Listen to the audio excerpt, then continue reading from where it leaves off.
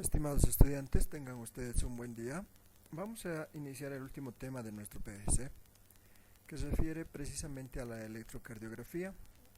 En esta primera parte nada más les voy a dar algunas pautas y la parte teórica básica de lo que es una electrocardiografía.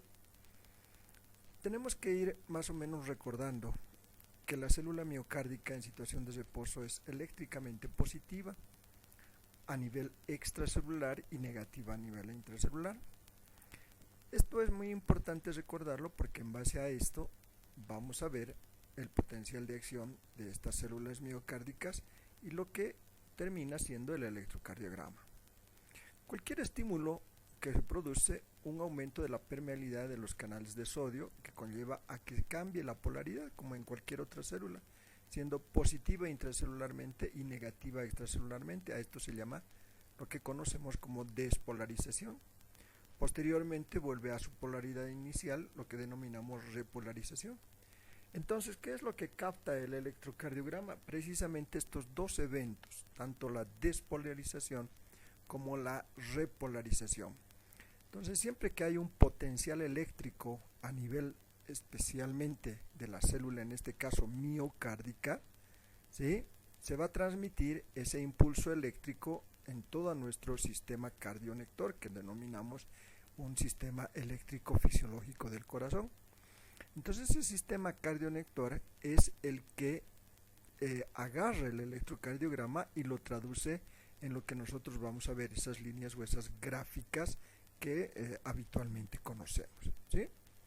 Más o menos así está conformada una célula miocárdica en reposo, una actividad en curso, lo que denominamos una despolarización, fíjense ustedes el cambio de polaridad de las membranas, una activación completa y una repolarización cuando también cambia la polarización de la membrana celular, y en este caso la actividad eléctrica se produce en el corazón. A esto denominamos un sistema especializado de conducción, o el denominado o famoso SEC, ¿sí? La actividad cardíaca se inscribe como líneas con deflexiones que corresponden al paso del impulso eléctrico a través de este sistema especializado de conducción. En alguna bibliografía lo pueden encontrar incluso como sistema eléctrico de conducción, pero lo correcto es un sistema especializado de conducción. ¿Desde dónde? Desde el nódulo sinusal, donde comienza habitualmente, normalmente, fisiológicamente el impulso eléctrico, hasta los ventrículos. Este sistema especializado de conducción está formado por el nódulo sinusal, las vías preferenciales de conducción, denominadas vías intranodales e intraauriculares, el nódulo auriculoventricular, el haz de His, con sus ramas tanto rama izquierda como rama derecha, que se subdivide a su vez en un fascículo anterior y otro posterior, y por último la red de Purkinje. A continuación vamos a ver de qué estamos hablando, ¿sí? Este es el gráfico que estamos ya familiarizados con esto, donde el impulso eléctrico empieza en el nódulo sinusal. Este impulso eléctrico es transmitido por los haces internodales, estos tres haces que tienen nombres propios. Recuerden ustedes el haz de Jason, Jacobson y Bort, ¿sí? Son tres haces que tienen nombres propios. A través de estos haces se transmite el impulso eléctrico hasta el nodo auriculoventricular. Posteriormente, este impulso eléctrico que se inicia en el nódulo sinusal pasa por el haz de His, ¿sí? Transmite por una rama izquierda, otra rama derecha, ¿sí?, tanto anterior como posterior, y posteriormente esto se transmite a toda una red eléctrica del corazón, denominadas las redes de Purkinje o las ramas de Purkinje, ¿sí? Esas son las vías normales de conducción. Hay unas vías denominadas vías anómalas que ustedes ven aquí, que también tienen nombres propios, que son las vías de Kent, de James, de Main y de O'Neill. ¿Sí? Estas vías son vías anómalas. ¿Qué quiere decir? Que ocasionalmente el impulso eléctrico se transmite a través de estas vías. Muchas veces estas vías anómalas hacen que el corazón, llegado el momento cuando sufre algún percance, este sistema cardionector del corazón, estas vías pueden llegar al momento funcionar y ser fisiológicas también, pero son vías, como se denomina eléctricamente el corazón, vías anómalas, ¿sí? Todas las que tienen el rojito son las vías normales, ¿ya? En la activación de los diferentes elementos tenemos esta conformación, lo vamos a ver posteriormente todo esto junto, pero quiero que ustedes ya vayan familiarizándose con la activación de las diferentes o de los diferentes impulsos eléctricos del corazón cuando inicia esta activación en el nódulo sinusal.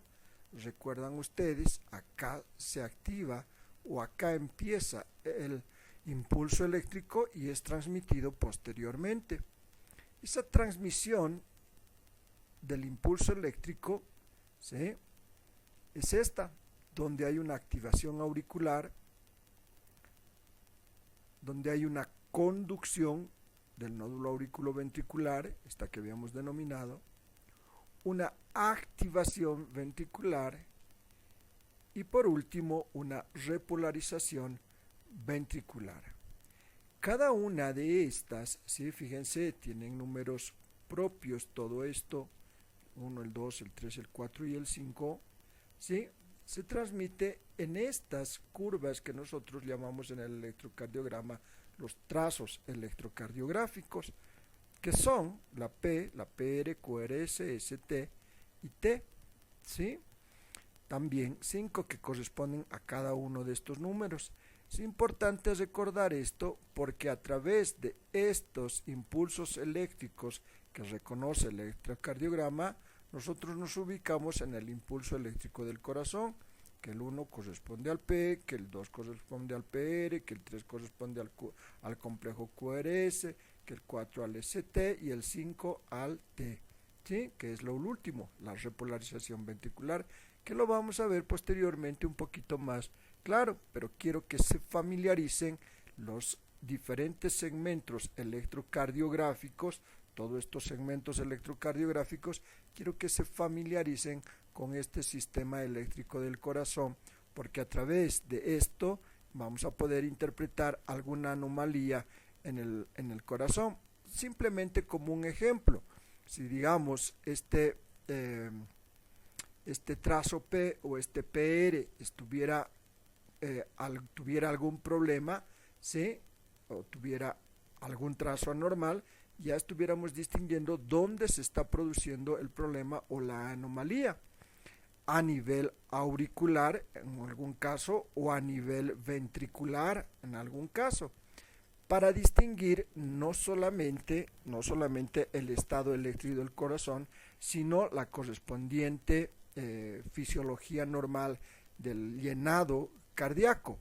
Para que me entiendan bien, este solamente es el sistema eléctrico del corazón que va a funcionar a través de contracciones musculares miocárdicas. Pero recuerden ustedes que fisiológicamente este corazón se va a llenar de sangre a las aurículas y posteriormente esa sangre va a pasar a los ventrículos. Para que eso ocurra, ¿sí?, tiene que producirse una contracción auricular y una contracción ventricular, una contracción eléctrica de las células miocárdicas y una contracción eléctrica de las células tanto miocárdicas auriculares como miocárdicas ventriculares. esa contracción eléctrica que habíamos visto a un principio, que son contracciones de despolarización y repolarización de las células, de la contracción celular, ¿sí? Esa contracción hace que este corazón funcione, que haya un llenado auricular, posteriormente un llenado ventricular. A través del electrocardiograma podemos tener una idea de cómo más o menos está este sistema de conducción,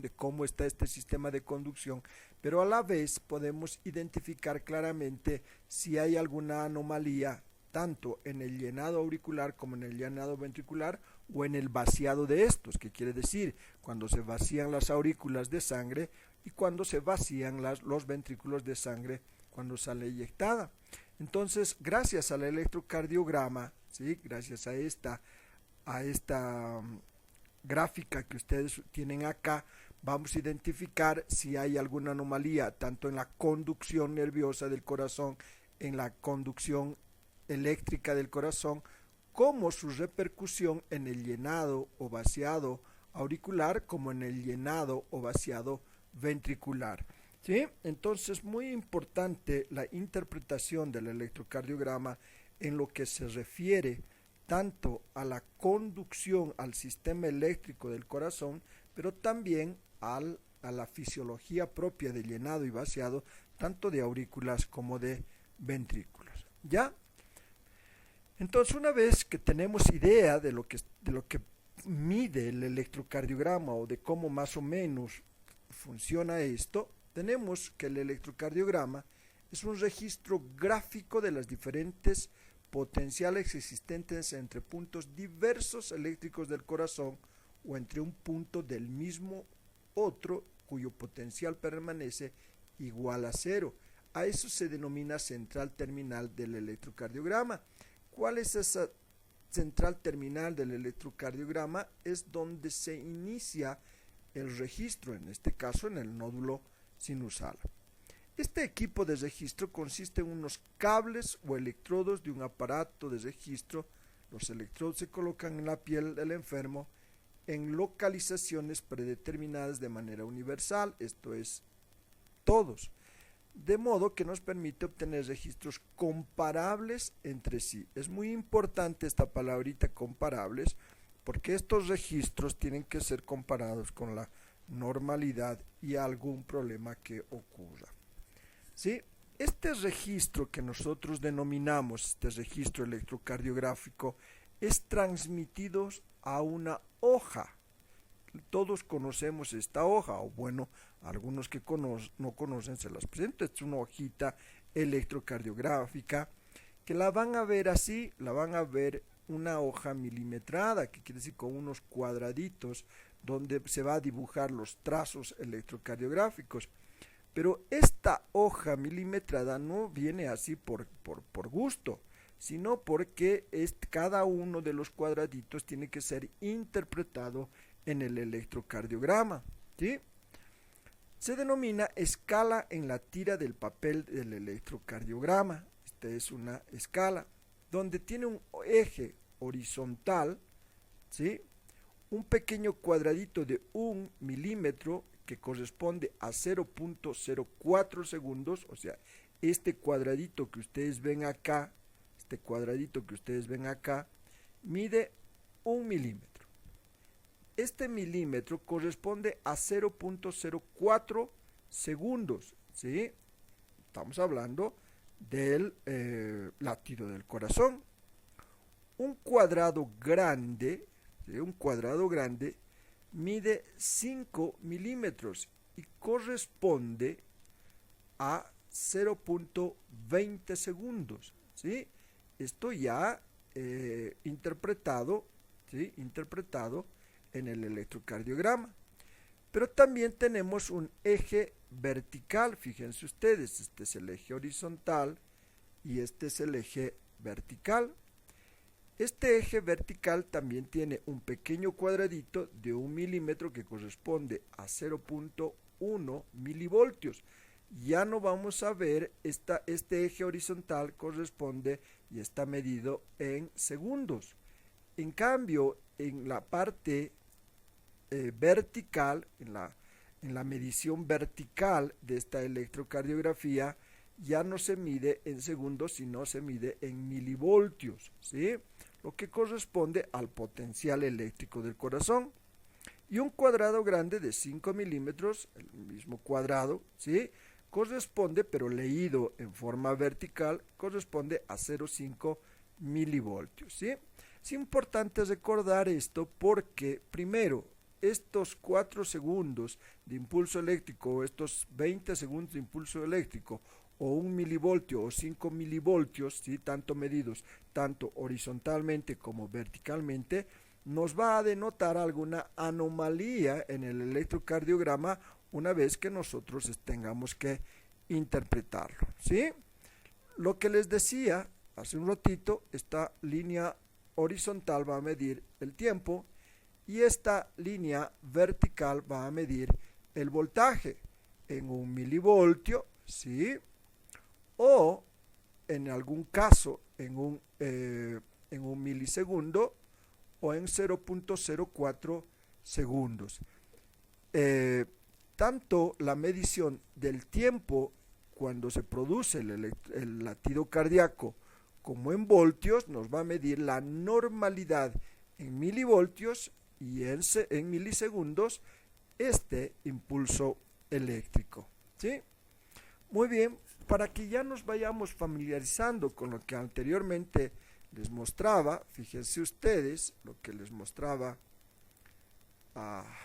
acá, ¿sí? Toda esta activación de los diferentes elementos del corazón, tanto empezando desde el nódulo sinusal, transmitido al nódulo auriculoventricular, el haz de His y la red de Purkinje en su activación auricular y hasta el último, hasta la repolarización, se mostraba estos trazos electrocardiográficos.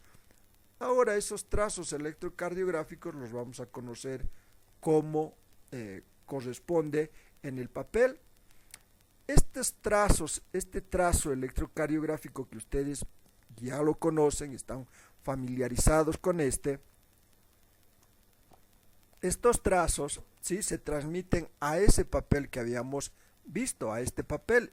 Esos trazos que ahorita hemos visto se va a transmitir a este papel y cada trazo de estos corresponde a un segmento de funcionamiento del corazón, pero tiene que estar también en el papel registrado exactamente tanto en milivoltios como en milisegundos, donde los trazos son exactos, ¿sí? Bien, vamos a conocer este trazo electrocardiográfico en los diferentes segmentos. Este que ustedes ven acá se denomina una onda P, ¿sí? Posteriormente, esa onda P, ¿sí?, se convierte en una onda Q, ¿sí?, una onda R, una onda S, un segmento S, T y una onda T. Es muy importante esto porque esto es lo que denominamos el complejo QRS, ¿sí? Todo esto es el complejo QRS. Ahora vamos a ver para que ustedes no se confundan. Lo que quiero mostrarles ahorita solamente son las ondas, la onda P, la onda Q, la onda R, la onda S, el segmento ST y la onda T. Son muy importantes estas ondas. Si ustedes identifican estas diferentes ondas, ¿sí?, son las que se van a transmitir en el impulso cardíaco. Tanto estas ondas como el complejo QRS, ubiquen ustedes, están relacionadas con el alfabeto, ¿sí? P, Q, R, S, T. Entonces es muy fácil acordarse porque si saben el alfabeto es muy fácil identificar aquello, ¿sí? Es muy importante a tener en cuenta cómo vamos a leer este electrocardiograma, ¿sí? A tener en cuenta, al leerlo, tenemos que tener en cuenta el ritmo, si tiene o no ritmo, es sinusal y si es regular. Cuando decimos si es sinusal, si empieza con una onda P, voy a retroceder hasta acá. Si empieza con una onda P, PR, complejo QRS, ST y T, ¿sí? Muy bien, si este inicio es de una onda P, ese electrocardiograma está muy bien. Entonces cuando empecemos a leerlo, tenemos que ver primero si tiene este ritmo, si todo está igualito, ¿sí? Si es sinusal, ¿sí? Si empieza con una onda P, o es regular. Esto tenemos que tener en cuenta al leer el electrocardiograma, porque tenemos que leer este electrocardiograma, se lee y vamos a ver si realmente corresponde a todo lo que estamos viendo, ¿sí? Tenemos que tener en cuenta en el momento de leerlo la frecuencia, ¿sí? Menor a 60 latidos por minuto, estamos hablando de una bradicardia. ¿Sí? Esto ya saben que medimos en milisegundos, pero cada latido y vamos a irlos contando.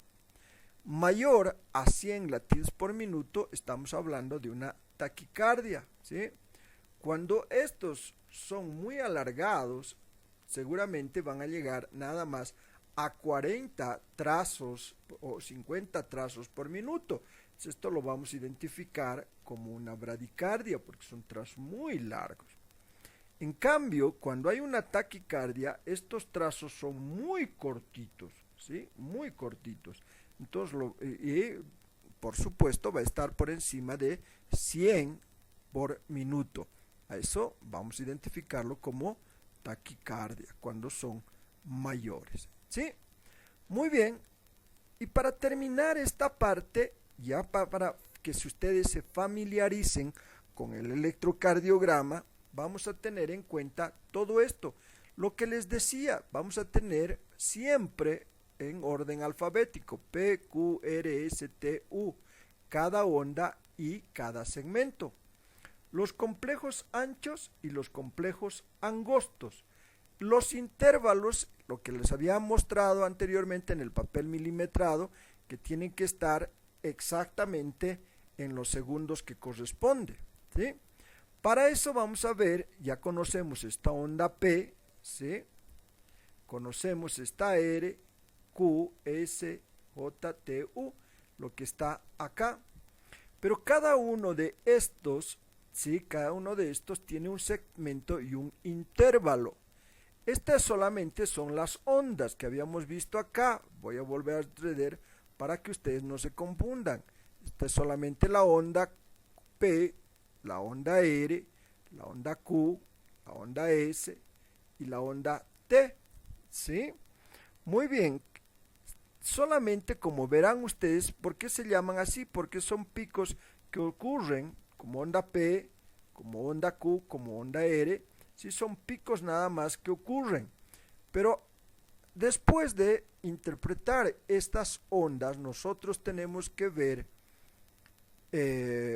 tenemos que interpretar estas ondas y también los segmentos y los intervalos. Para eso tenemos que conocer en su totalidad el electrocardiograma, ¿sí?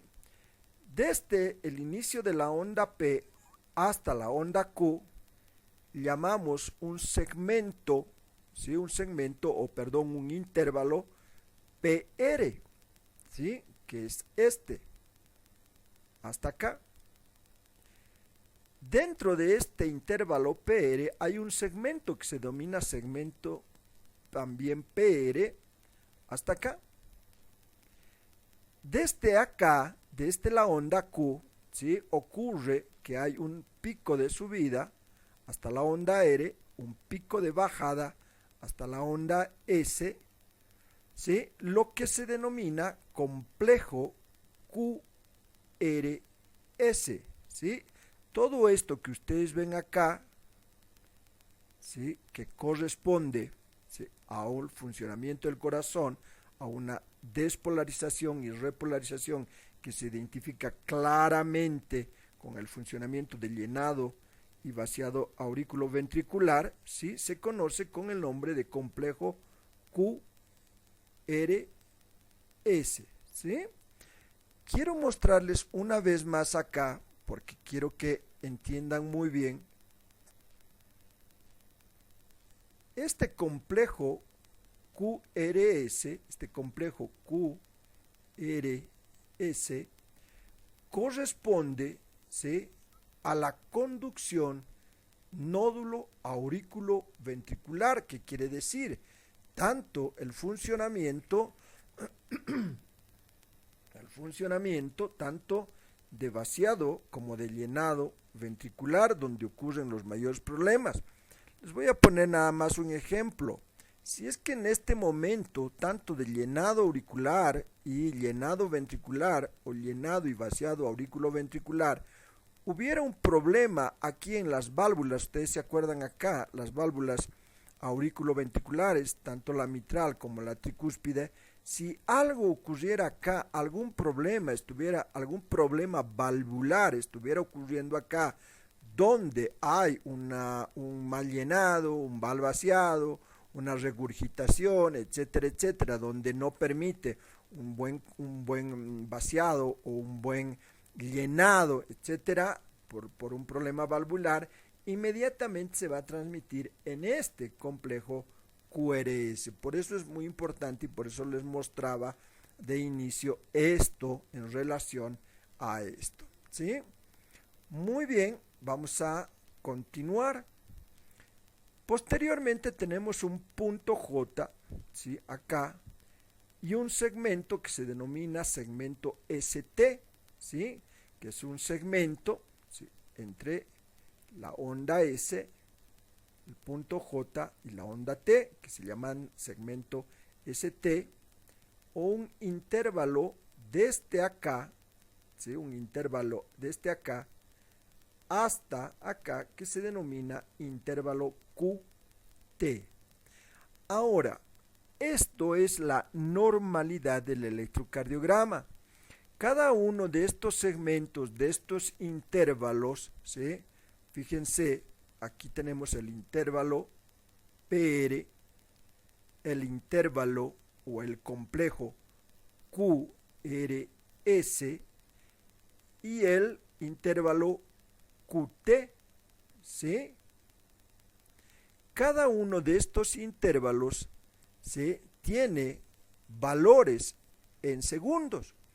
El intervalo PR menor a 0.20 segundos, el complejo QR, este que nos vemos acá, menor a 0.12 segundos, y el QT, el intervalo QT, menor a 0.43 segundos, o una media de la RR, del complejo QRS denominado RR.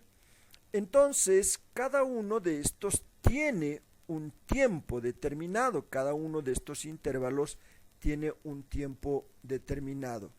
¿Se acuerdan ustedes cuando les decía hace un ratito que este papel milimetrado era medido en segundos? Entonces, cada uno de estos tiene que estar exactamente y medido en ese tiempo. ¿Qué quiere decir? En el tiempo correspondiente a esos estándares que nosotros denominamos normales en el electrocardiograma, que tienen que estar dentro de estos tiempos. Si estos tiempos son muy cortos o muy largos, ya estamos hablando de una anomalía en el electrocardiograma. Por lo tanto, conocer este trazo del electrocardiograma más los tiempos relacionados con cada uno de estos intervalos nos va a dar perfectamente la interpretación de que si es normal un electrocardiograma en tiempo y posteriormente en milivoltios, o ese electrocardiograma es anómalo y tiene alguna irregularidad, ¿sí? Querer comprender las irregularidades, todas las irregularidades que hay en un electrocardiograma, nos llevaría toda una especialización en cardiología. Por lo tanto, les estoy mostrando solamente lo más básico del electrocardiograma. ¿Sí? Muy bien, hasta ahí vamos a quedar ahora, lo vamos a hacer con calma esta parte para que ustedes tengan idea de lo que es un electrocardiograma. ¿Sí? Muy bien.